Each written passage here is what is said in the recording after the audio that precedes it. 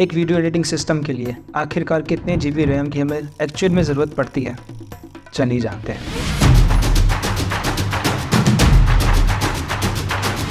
देखिए, रैम का जो एक्चुअल यूज़ होता है ना वीडियो एडिटिंग में, वो होता है टाइमलाइन के माध्यम से।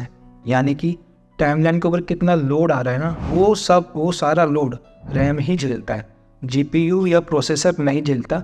हाँ, उनकी कुछ कैटेगरीज बटी हुई है जहाँ पे वो टाइमलाइन में GPU हेल्प करता है और प्रोसेसर भी हेल्प करता है, लेकिन सबसे ज़्यादा जो काम में लगा रहता है ना टाइमलाइन के प्रोसेस के दौरान, वो काम होता है रैम का।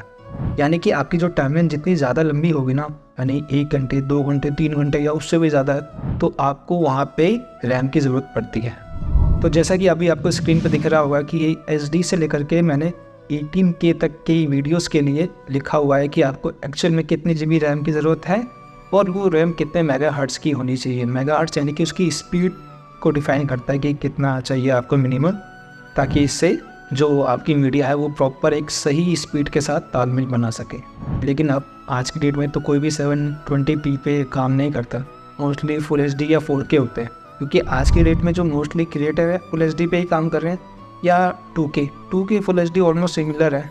तो 16 GB चाहिए या 32 GB चाहिए, इनफ है आपके लिए। लेकिन उस पर आपको ये ध्यान रखना है कि जो रैम की जो फ्रिक्वेंसी है वो कम से कम 4000 mAh होनी चाहिए। वरना लोग क्या गलती करते हैं ना कि रैम तो ले लेंगे 32 GB की और किसी अच्छी कंपनी के ले लेंगे, लेकिन सस्ते के चक्कर में कम मेगाहर्ट्ज़ बने। यानी कि जैसे मैं कह रहा हूँ ना कि कम से कम 4000 मेगाहर्ट्ज़ की लो, यानी कि 4000 की या 4200 या 4400 मेगाहर्ट्ज़ की ले लो, लेकिन वो देखेंगे यार 3200 मेगाहर्ट्ज़ भी तो है, वो सस्ती पड़ेगी, वो ले लेते हैं। यही गलती कर कि स्पेस तो ले लिया ज़्यादा कि 32 GB ले ली, लेकिन स्पीड वाले नहीं 3200 मेगाहर्ट्ज़ की या 2800 मेगाहर्ट्ज़ 2600 मेगाहर्ट्ज़, क्या फ़ायदा हुआ। मतलब वो स्टोरेज कैपेसिटी है ना कि 16 GB 32 GB 64 GB, स्पीड तो आपने स्लो ले ली, तो क्या फ़ायदा होगा 32 GB लेके भी आप 2600 मेगाहर्ट्ज़ की स्पीड में चला रहे हो। तो मेगाहर्ट्ज़ की स्पीड उतनी ही ज़्यादा इंपॉर्टेंट है जितना रैम का स्टोरेज, तो इसका आपको ध्यान रखना है खास तौर पे। तो चलिए आगे चलते हैं। अब है 4K के बारे में। 4K में आपको चाहिए 32 GB रैम और DDR5 जनरेशन की, यानी कि DDR5 की, अब यार DDR4 भी जा सकते थे।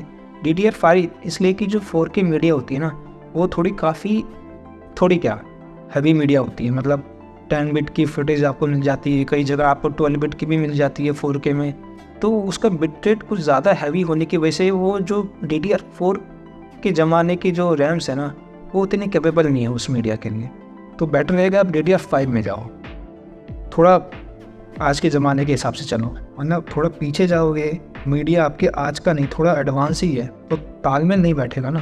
तो बेटर ये कि एटलीस्ट उसके सिमिलर में जाओ। तो DDR5 में जाना अगर आप मोस्टली 4K पे काम करते हो। तो फुल HD है तो आप DDR4 पे भी जा सकते हो, वरना आप DDR5 पे ही जाओ। तो आपको 4K के लिए मिनिमम 32 चाहिए, आप 64 पे भी जा सकते हो, डिपेंड करता है आपके बजट के ऊपर।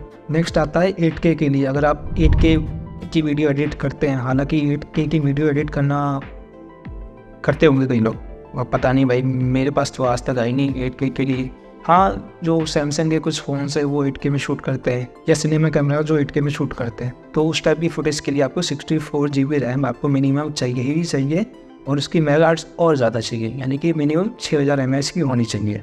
और जब बात आती है 12K की वीडियो की, यानी कि 12K की वीडियो, तो मेरे को ध्यान नहीं आ रहा है कि कौन सा ऐसा DSLR है या मिररलेस से जो 12K में शूट करता है।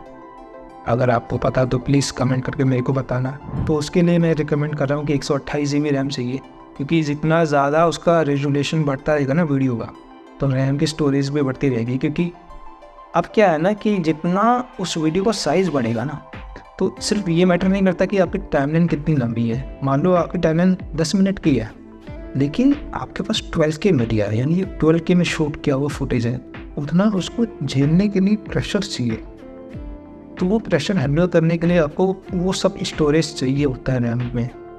तो इसलिए 12K के लिए 128 GB, और अगर आप 16K या 18K यानी कि IMAX के फॉर्मेट, जो कि बहुत कम है, सारी मूवीज़ जो जितने भी IMAX की है ना, वो 18K पे शूट नहीं होती है, 12K या 8K पे भी शूट होती है, लेकिन 18K पे जो शूट होती है ना, लेकिन मान लेते हैं कि आपके पास 18K का फुटेज आता है, तो उस कंडीशन में आपको जो है क्या करना चाहिए, कितनी रैम लेनी चाहिए उसकी। उस कंडीशन में तो भैया 256 GB रैम पे जाओ, और 6000 mAh से नीचे तो लेना ही मत, सपने में भी नहीं। तो ये था सारा फॉर्मेट कि आपको SD से लेकर के 18K तक के रेजोल्यूशन के जितने भी वीडियोस हैं उसके अकॉर्डिंग आपको कितनी GB रैम की ज़रूरत है और कितने मेगाहर्ट्ज़ की ज़रूरत है।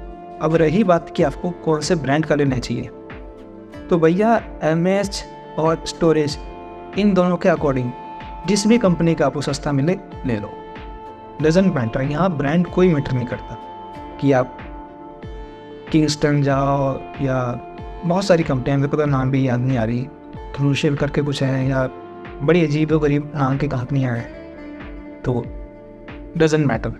आप चाइनीज़ भी ले लो, जापानीज़ भी लो, कोरियन लो, इंडियन लो, अमेरिकन लो, किसी भी कंट्री का रैम ले लो, किसी भी ब्रांड का ले लो, मैटर वो नहीं करता। मैटर करता है उसका mAh और कितना GB आपको चाहिए, आपकी नीड के अकॉर्डिंग आपको वो सिलेक्ट करना है। तो आई थिंक आप लोगों को समझ आ गया होगा कि अगर आप कोई भी सिस्टम बिल्ड कर रहे हैं वीडियो एडिटिंग का, मैं गेमिंग के बारे में नहीं बात कर रहा था। सो ये था इस वीडियो में कि आपको कितनी GB रैम की एक्चुअल में ज़रूरत है आपके काम के अकॉर्डिंग। आई होप आप लोगों को वीडियो अच्छा लगा होगा, और अगर आपके मन में कोई डाउट आ रहा है रैम से रिलेटेड या कुछ भी दूसरी चीज़ों के बारे में, तो आप कमेंट करके मुझे बताइए। या अगर मैं कहीं गलत हूँ कि नहीं भाई इतने GB रैम की ज़रूरत नहीं है, इतने में भी काम चल सकता है, या नहीं इतना नहीं इतना तो चाहिए ही चाहिए, तो वो भी बता दो। क्योंकि मैंने जितना एक्सपीरियंस करा है और जितना मैंने रिसर्च करा है ये मैंने उसके अकॉर्डिंग बताया आपको। हो सकता है कई लोग टिप्पणी करें कि नहीं यार, फॉर एग्ज़ाम्पल 4K के लिए तो आपको 64 GB चाहिए या 16 में भी काम चला सकता हूँ। तो भैया मैंने भी कई साल फुल HD की जो वीडियोज़ होती है ना, वो 4 GB रैम में काम करा है, 6 GB रैम में काम करा है, 12 GB रैम में काम करा है, जो कैटेगरी लोग जानते भी नहीं है। लोग तो यही जानते ना 4, 8, 16, 32, 64। मैंने ये गणित में काम भी नहीं करा है, मैंने 6 GB रैम में काम करा है, 4 और 2, मैंने 12 GB में काम करा है, 4, 4, 4। तो मैंने भी काट का पानी पिया हुआ है एडिटिंग को लेके, तो उसके हिसाब से मैं आपको रिकमेंड कर रहा हूँ कि कौन सा बेस्ट रहेगा।